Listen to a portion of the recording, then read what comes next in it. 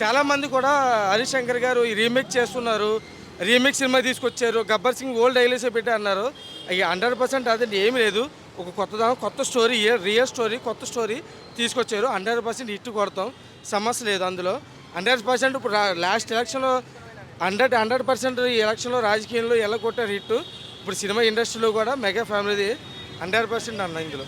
బాబులకే బాబు కళ్యాణ్ బాబు. చెప్పండి. అంటే హరిశంకర్ గారు ప్రీవియస్ సినిమాలు ఫ్లాప్ ఉన్నాయి.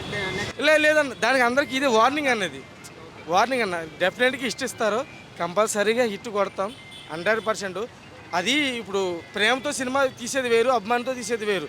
ఇది అభిమానంతో తీసే సినిమా. మా ఆల్రెడీ అంతకుముందు గబ్బర్ సింగ్ సినిమా చూశారు, ఇది కూడా 100% అవుతుంది. పక్క బ్లాక్ బస్టర్ అన్న. ఒక పుష్ప రేంజ్లోకి వెళ్తుంది అన్న సినిమా 100%. దాన్ని బీటానో చేయొచ్చు. ఒక బాహుబలి రేంజ్లోకి వెళ్తుంది అన్న సినిమా 100%. సేమ్ ఓజీ కన్నా హైప్ ఇస్తుంది అనుకుంటున్నాను నేనైతే.